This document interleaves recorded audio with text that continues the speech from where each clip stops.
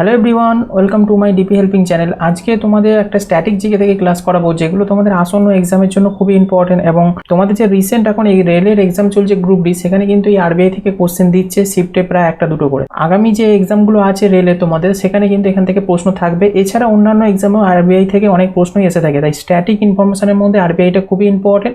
তাই এই জায়গাটা তোমাদের কিন্তু কভার করে রাখতে হবে। একটা ছোট্ট ক্লাস কিন্তু তোমাদের জন্য খুবই গুরুত্বপূর্ণ হতে চলেছে, অবশ্যই তোমরা ক্লাসটা সম্পূর্ণ করো।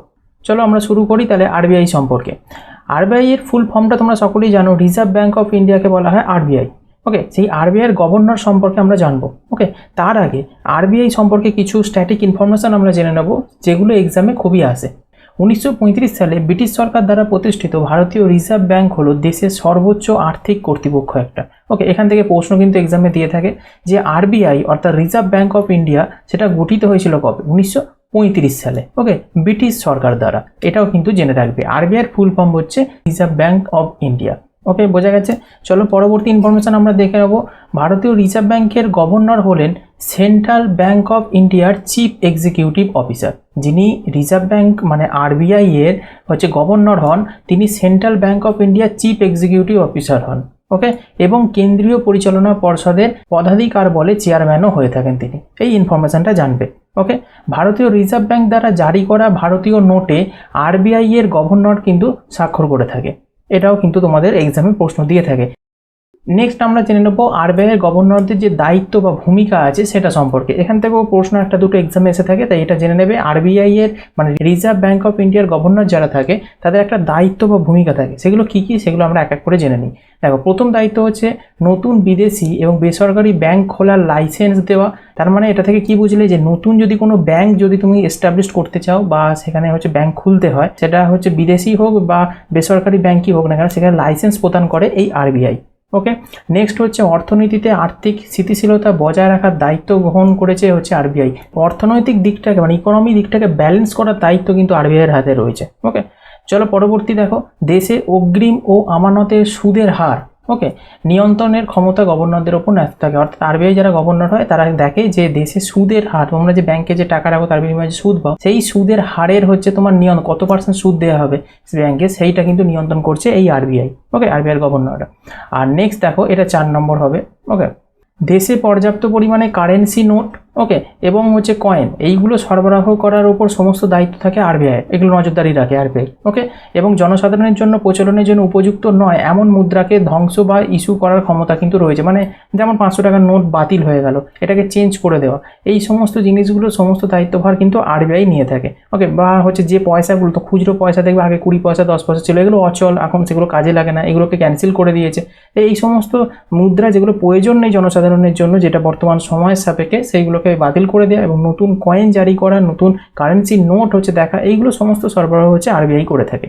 ওকে, নেক্সট হচ্ছে রাষ্ট্রীয় কোঅপারেটিভ ব্যাংক হচ্ছে আঞ্চলিক গ্রামীণ ব্যাংক এবং বিভিন্ন স্থানীয় এলাকা ব্যাংকগুলিকে নিয়ন্ত্রণ করার যে দায়িত্ব, যে এই সমস্ত যে ব্যাংকগুলো আছে তাদেরকে তো নিয়ন্ত্রণ করতে হবে, এই সমস্ত ব্যাংককে নিয়ন্ত্রণ করে হচ্ছে আরবিআই। আরবিআই হচ্ছে হেড, আরবিআইয়ের আন্ডারে হচ্ছে সমস্ত ব্যাংকগুলো থাকে। তাহলে এই হচ্ছে তোমার 5টা, এটা 5 নম্বর হবে। ওকে, এটা স্পেলিং মিস্টেক হয়েছে।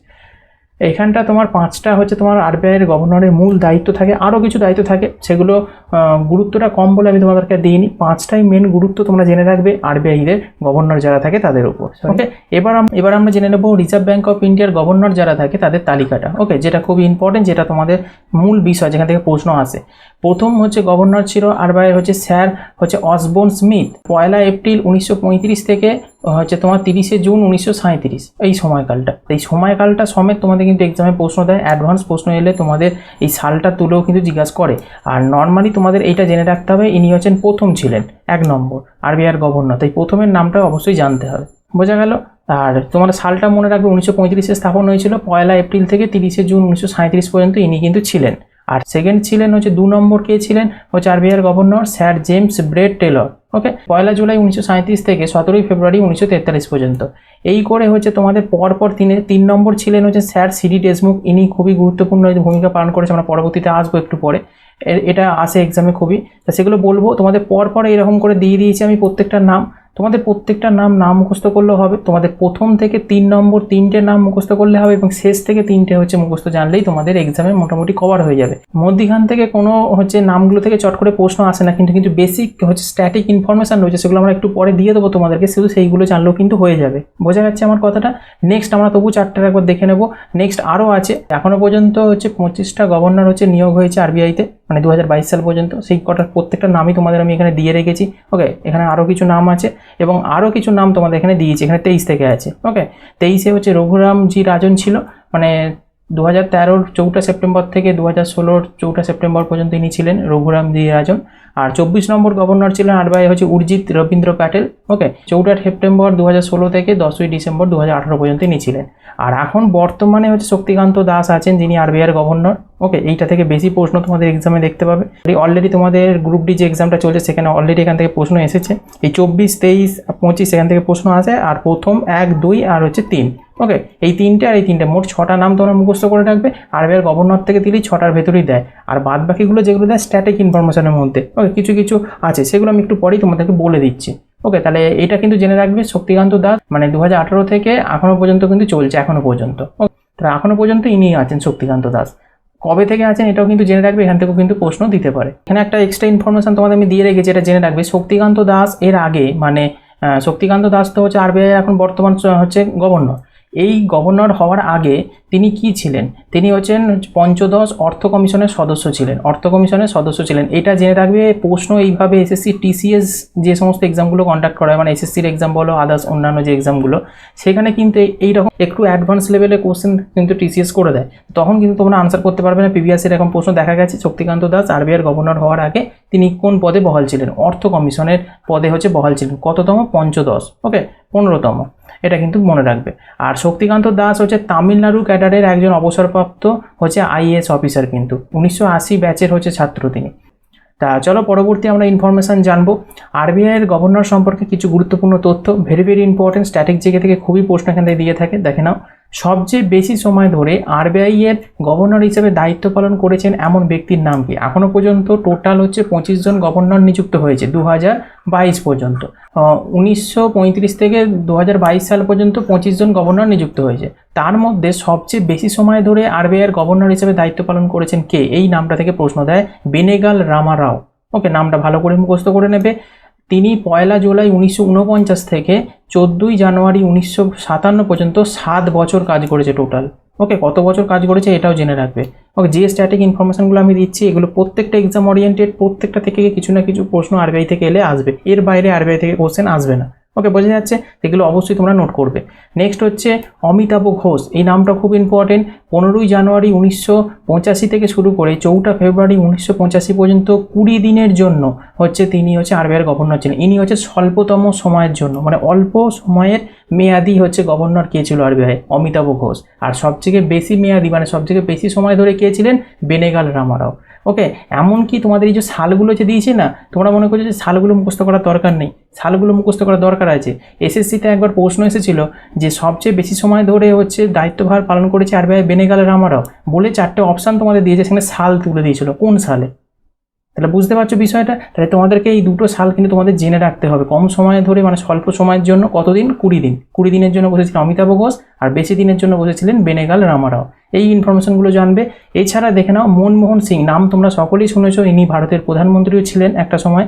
মনমোহন সিং একমাত্র আরবিআই গভর্নর যিনি ভারতের প্রধানমন্ত্রী হিসাবে দেশের সেবা করেছেন, অর্থাৎ তিনি প্রধানমন্ত্রীও একবার হয়েছিলেন এবং মনমোহন সিং কিন্তু আরবিআইয়ের গভর্নরও কিন্তু ছিলেন। এই জায়গাটা কিন্তু জানবে। আরবিআইয়ের প্রথম ভারতীয় গভর্নর হিসাবে ছিলেন কে? তাহলে ভারতীয় হিসাবে গভর্নর ছিলেন প্রথম হচ্ছে সিডি দেশমুখ। সেই প্রথম দিকে পড়ানোর সময় আমরা বলছিলাম না যে সিডি দেশমুখের গুরুত্বপূর্ণ ভূমিকা আছে, তার কারণ হচ্ছে আরবিআইয়ের প্রথম ভারতীয় গভর্নর যদি বলে কে? সিডি দেশমুখ। আমরা যে প্রথমে যে চারটা পড়েছিলাম, প্রথমে যিনি ছিলেন তিনি কিন্তু ভারতীয় ছিলেন না। প্রথম এবং দ্বিতীয় 2 নম্বর দুজনেই ভারতীয় ছিলেন না, দুজনে হচ্ছে ব্রিটিশদের ছিলেন। ওকে, 3 নম্বর যিনি ছিলেন সিডি দেশমুখ, ইনি ছিলেন হচ্ছেন ভারতীয়। দেখো এখানে চারটা তোমাদের যখন পড়াচ্ছিলাম তোমাদের দেখিয়েছিলাম, এই যে স্যার হচ্ছে Osborne Smith, sir James Braid Taylor, নামগুলো শুনেই তোমরা বুঝতে পারছো এনারা দুজন হচ্ছে ব্রিটিশ ছিলেন। এই যে সিডি দেশমুখ 3 নম্বরে যিনি আছেন, ওকে, ইনি হচ্ছেন প্রথম হচ্ছে তোমার ফার্স্ট ইন্ডিয়ান। ওকে, ইন্ডিয়ান হিসাবে মানে ভারতীয় হিসাবে হচ্ছে আরবিআইয়ের গভর্নর হয়েছিলেন সিডি দেশমুখ। বুঝতে পারছো বিষয়টা? ক্লিয়ার হলো। চলো পরবর্তী ইনফরমেশন আমরা জেনে নেব। মিসেস হচ্ছে তোমার কেজি উদেসি ছিলেন ভারতীয় রিজার্ভ ব্যাংকের প্রথম মহিলা ডেপুটি গভর্নর। এখান থেকে প্রশ্ন দেয়, ওম্যান রিলেটেড প্রশ্নগুলো খুব ইম্পর্টেন্ট স্ট্যাটিকে। প্রথম মহিলা ডেপুটি গভর্নর ছিলেন আরবিআই কে জে উদেসি। ওকে, তার মেয়াদটা জেনে রাখবে তোমার 10ই জুন থেকে 2003, এনা থেকে শুরু করে 12ই অক্টোবর 2005 পর্যন্ত 2 বছরের বেশি সময় ধরে কিন্তু তিনি দায়িত্বভার পালন করেছেন আরবিআই। যেহেতু এইখানে সালটার থেকেও বেশি ইম্পর্টেন্ট, তিনি মহিলা ডেপুটি গভর্নর হিসাবে বলে, তাই জন্য ইম্পর্টেন্ট কিন্তু। চলো পরবর্তী ইনফরমেশন আমরা চলে যাই। আরবিআইয়ের গভর্নর প্রধানমন্ত্রীর কার্যালয় মানে হচ্ছে পিএমও দ্বারা নিযুক্ত হন। রাজ্যপাল নিয়োগের সময় কেন্দ্রের হচ্ছে যে অর্থমন্ত্রীর সুপারিশ থাকে সেখানেও কিন্তু বিবেচনা করে আরবিআইয়ের গভর্নরকে নিযুক্ত করা হয়। এনাকে কিন্তু ভোটের দ্বারা নিযুক্ত করা হয় না, নির্বাচনের দ্বারা মানে ভোটের দ্বারা নির্বাচিত হয়ে আরবিআইয়ের গভর্নর নিযুক্ত হয় না।